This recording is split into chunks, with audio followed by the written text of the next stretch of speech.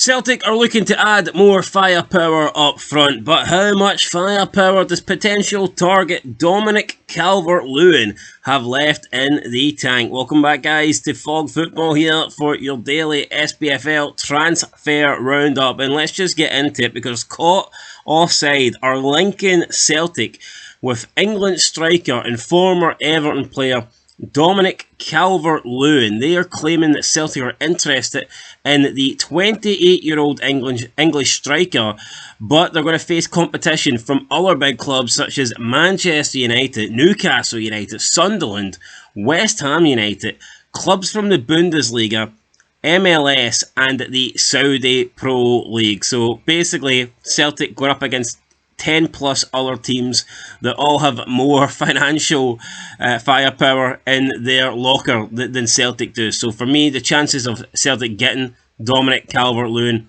very slim. Would Celtic want Dominic Calvert-Lewin, to be honest?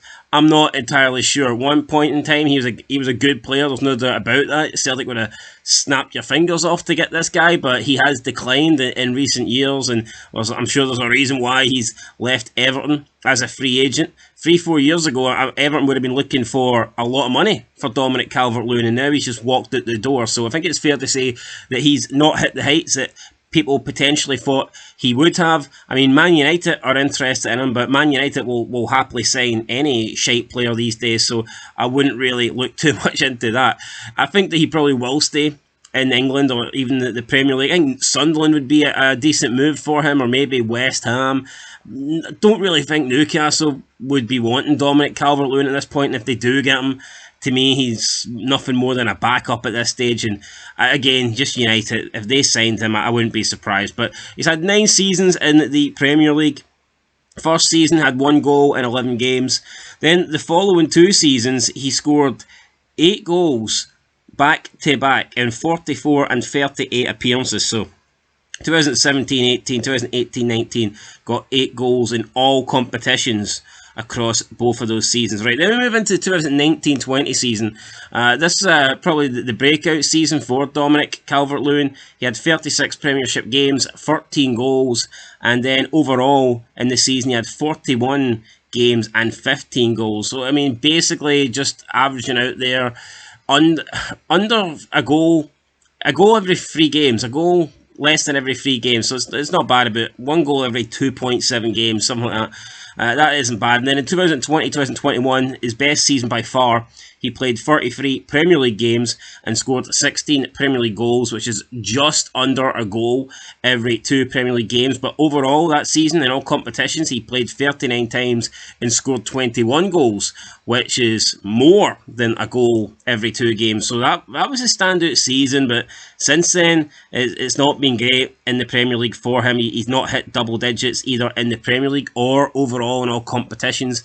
If you look at the league just alone, the 4 seasons following that, he's been scoring 5, 2, 7 and 3. So yeah, this guy, not the player that he once was, doesn't have the form or the pedigree or the stats that he once had, and the hype's no longer there, and his Everton career's done. I'd be shocked if he ends up at Celtic. I just don't see it. I think for him to be at Celtic, he'd need to be made one of the highest, maybe the highest paid player, if not one of the highest paid players, and I just don't think there's enough at the moment to suggest he deserves that, and I don't see Celtic paying that kind of money for him.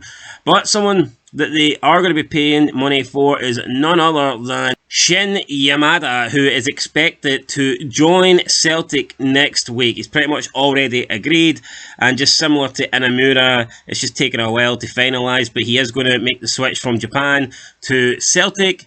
I've already talked about his goal scoring record last week in a video, but just to go over it once again, his last 3 seasons, which is really the only 3 seasons that he's had in football.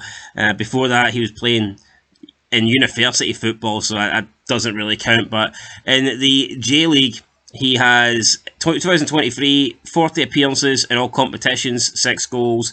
2024, 51 appearances in all competitions and 21 goals. And then last season, or this season, even 2025, he's got 27 appearances and 5 goals in all competitions. So 6 goals in 40, 21 goals in 51, and 5 goals in 27. So the 24. That's a standout season for sure.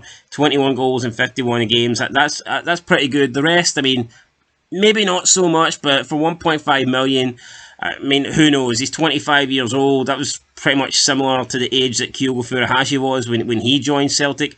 I think it might have actually been the exact age. I'm not too sure. I think Kyogo was 25, just about to turn 26. So, I mean, if he can be anywhere near as good as Kyogo, then that would be fantastic for Celtic. But he doesn't appear to have the pedigree or the hype behind him that Kyogo did when Kyogo came to the club. But we all know Celtic do need to find players up front. That's going to be a big aim for Brendan Rodgers.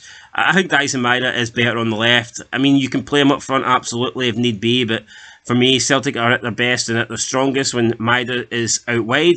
Plus, with Jota out injured, I think that Maeda will be on the left. If Jota was fit, then obviously that gives you more of a case to push Maeda through the middle. But I think with Jota pretty much out until Christmas, I would expect Maeda to fill in that role. And if he's filling in that role, then at the moment, that only really leaves, Ida, Kenny and Osmond up front. And I just don't think any of them are strong enough to be the Celtic number one striker. But, I mean, if we compare Yamada's goals to Kyogo, in Kyogo's last 3 seasons before joining Celtic, he had 12 goals in 36, 17 goals in 40, and 16 goals in 22. So, I mean, much better stats there.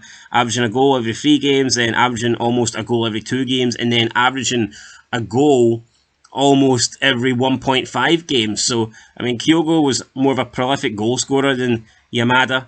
But who knows, maybe Yamada will still be good. But even if he's not as good as Kyogo, I mean, Kyogo was a top player, so it's not like every Japanese striker you sign is going to be at that level. But it just remains to be seen how good this guy is going to be. But I think Celtic would have wanted to bring in someone just a bit more profile, cost a bit more money. Yeah, spending more money doesn't necessarily guarantee a better player, but it does feel like at the moment they're kind of scraping the barrel at the moment and just not paying the big money that we seen them pay last season. But like I said, last season's signings weren't that great. If you look at the big money signings, the free signings where Celtic spent the cash, they weren't really worth it, were they? I think it's fair to say. Engels, not really an £11 million player. Ida, not a £9.5 million player. And Trusty, you paid $6 million for a guy that isn't even better than Scales. So at that point, the money spent wasn't good enough. One player that could be leaving Celtic though is Kwon.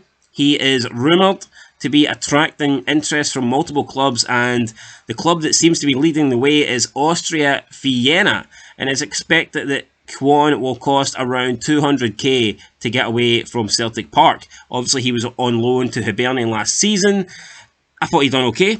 If he's only going to cost 200,000, then I'm a little bit surprised that maybe Hibs haven't inquired about that, but maybe they feel like paying 200k isn't what they want to do. And then plus, if whatever wage he's on at Celtic, I highly doubt Hibs would offer him that. So it could just be a matter of Kwon possibly isn't interested to make the permanent move to Hibs when it requires accepting, a Hibs level of wages. He might be happy to play for Hibs when he's getting paid by Celtic, but making the move when you'd have to take a big cut in the contract's probably not what he wants to do. So we'll have to wait and see. Now, regarding Sheffield Wednesday winger Diego Gazama, it appears that this deal is being close to done and that everything is agreed, and he has undergone a medical as well, and personal terms are all finished. So it looks like he's going to be a Rangers player. Sheffield Wednesday reportedly holding out because they wanted to wait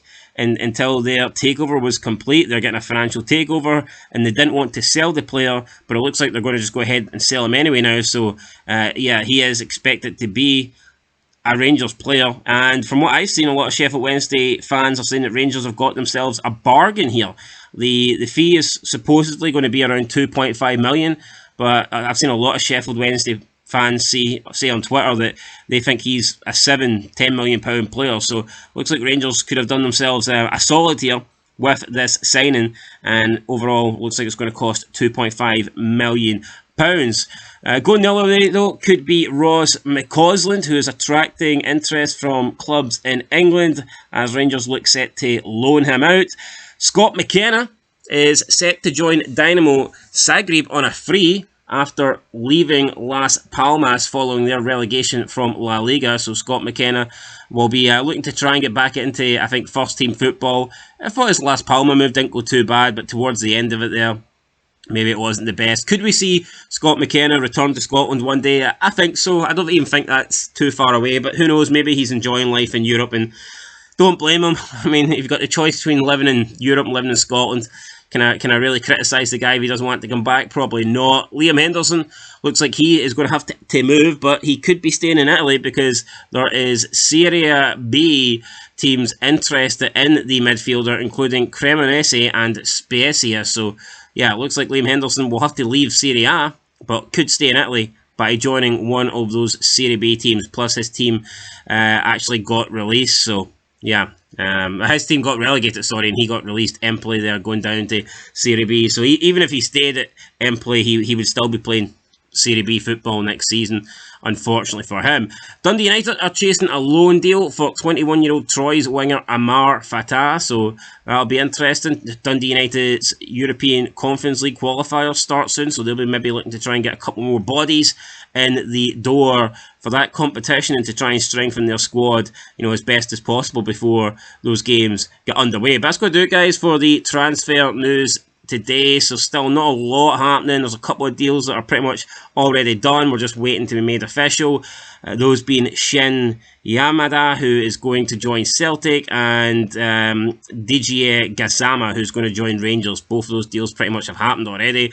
We're just waiting on confirmation and waiting on it being official. So, the Old Firm have been pretty busy, and I expect them to be busy until probably the end of the window. I think Celtic will make more signings. Rangers have pretty much, made 7, 8 signings already, something like that. So I think Rangers have probably made the majority of their signings, and it's going to be Celtic now that are bringing in players. But I imagine that we'll see a lot of players leave Rangers from now to the end of the window, because so far that hasn't really happened, and I do think they will need to get some players, off the wage bill and out the club. So we'll have to wait and see, guys. Anyway, that's it. Till next time. Peace.